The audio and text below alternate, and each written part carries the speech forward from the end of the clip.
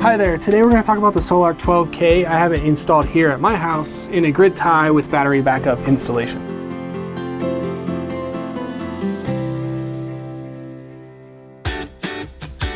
Hi, this is James with NAWS. We have the Sol-Ark 12K here. In this application, I have solar panels on my roof. I have the inverter here feeding all my loads, interacting with the grid, and charging batteries. For my application, it's doing complete grid zero. So we're not exporting any power whatsoever to the grid, and basically the grid is acting as a backup generator. My electric bill is pretty much composed of just the service fee. Sol-Ark has a variety of models available. They have their 5K, 8K, 12K, and 15K. For the most part, they're all very similar, with a variety of different power outputs available. The 5K and 8K, they have only a 5-year warranty and they're not expandable. It means you can't add more inverters to a system to make it more powerful. 12K and 15K, you can add a number of inverters to a system to make it incredibly powerful, and they both have a 10-year warranty. The 15K is a little unique because it has a 200 amp AC pass-through compared to the rest, which have a 63 amp AC pass-through. The 15K can do pretty much whole home backup or a lot more AC pass-through for much larger applications. Of all the options out there with respect to inverter chargers that can do the capabilities of a Sol-Ark, I chose the Sol-Ark 12K for my application because it has the ability to interact with batteries, especially lithium batteries. It has a wide variety of solar input. It has 2 trackers, which we'll go into more detail here in a minute. And the Sol-Ark has a high power output that allows it to feed either a lot of power into the loads, into the batteries, or even back to the grid if that was what I chose to do. The Sol-Ark 12K essentially connects to the grid, connects to my home, and can take battery power and solar power to offset my household loads and net my consumption to zero from the grid. The Sol-Ark inverter can be used for a variety of different applications. It could be used for grid tie, meaning no battery whatsoever, just takes solar power, immediately feeds that into your load center, either offsets loads or exports energy to the grid. It can be used in a grid tie with battery backup. So if you just simply add a battery to the inverter, now the inverter can decide whether it wants to use that battery. You can program it to use that battery in what's called an ESS configuration, so it can offset energy consumption during high rate times or a variety of other configurations. But essentially it can be used as a battery backup inverter. The primary reason is to back up the grid in the event of a grid failure. Or it could be a complete off-grid. It takes power from the solar and the batteries and provides power to the loads. It can be integrated with a generator in an off-grid application so that if you have a lack of solar power and the batteries get over discharged, the generator can be triggered to turn on, and it can be used to charge the batteries back up pretty quickly and then turned back off once the batteries are sufficiently charged. The Sol-Ark can be used in residential applications and commercial applications. It's very scalable. You can add multiple inverters to a system and build that up. So in my application, I only need 1 inverter, but I have a lot of clients who need 2 inverters, 3 inverters, even 8 inverters for some, where they need a really high amount of power, and you can join multiple inverters together and configure them so that they can support each other. Some of the Sol-Ark models can be EMP hardened to protect against EMP events. EMP hardened inverters are basically protected against electromagnetic pulses. So these can be a nuclear event, environmental event, could be lightning, could be a solar flare. Basically, the inverters have been protected against some sort of electromagnetic event. This is essentially the grid's main panel. So this is what was originally installed on the house. We have the meter, we have the electrical service coming in, and basically, all the existing loads that were in the house, lighting, circuits, were originally in this panel. When I installed my inverter system, I put in what's called a critical loads panel.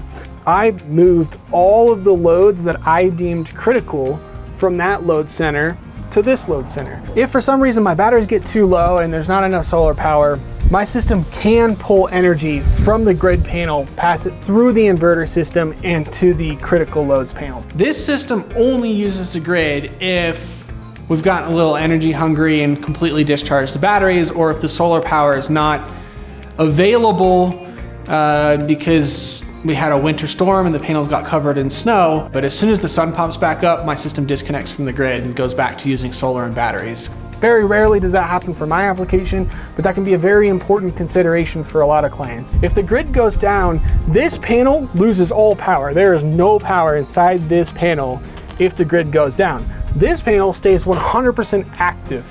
So even though this system is tied to the grid, in my configuration, I've programmed the inverter to not export power. So the utility company really doesn't know that I even have a system like this. The system chooses to use grid power or to not, but it doesn't export grid power. Now, the Sol-Ark can be configured to export grid power if you have an Intertie agreement. And an Intertie agreement is basically a contract that you sign with the electric company to say, hey, I can export power, and they'll give you a credit for that.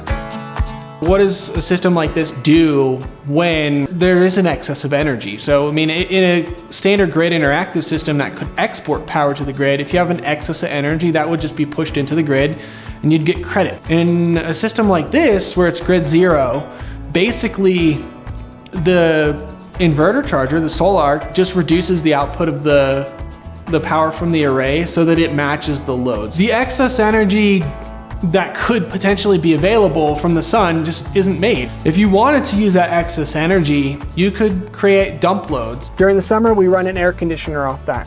During the winter, we run baseboard heaters. I also have an electric water heater that's a supplemental load. These extra loads kick on only when my batteries are full and I have an excess of solar power, and it just dumps that excess energy into these supplementary loads.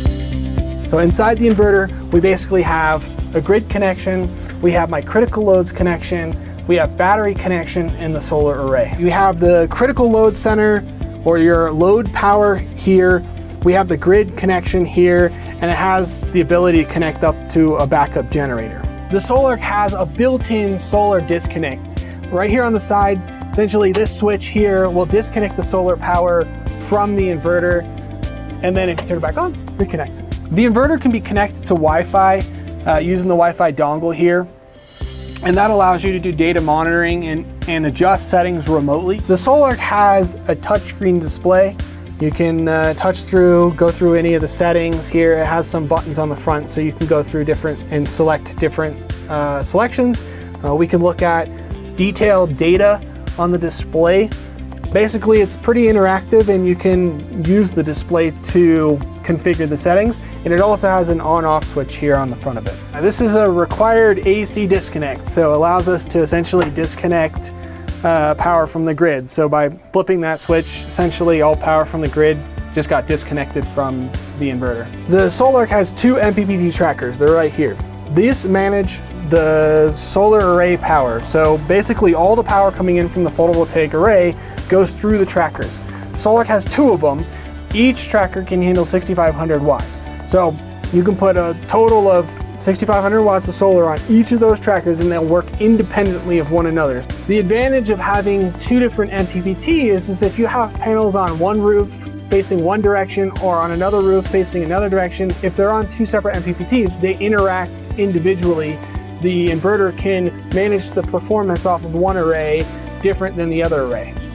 Batteries that are connected using closed-loop communications will connect to the battery CAN bus port. The inverter has a built-in battery disconnect. So this is essentially a breaker that can disconnect the batteries from the power electronics inside the inverter. The Sol-Ark works with an assortment of batteries. You can use flooded batteries, AGM batteries, or lithium batteries with the Sol-Ark, and it can be configured to work with any of those. I will say, the inverter works really good with lithium batteries because it has the ability to do closed loop communications. Closed loop communications, basically what that means is the battery has the ability to communicate with the inverter and essentially control the inverter. Increase the charging rate or adjust the charging voltages. It can tell the inverter it's too cold or too hot and limit performance from the inverter based on the various conditions in it. It makes the inverter and the batteries work really well together. And in a lot of cases, closed loop communications can allow the inverter system to work a lot more efficiently, up to 30% more efficiently. And this is only a feature you can get with lithium batteries. For my application, I have the batteries installed inside for better thermal regulation.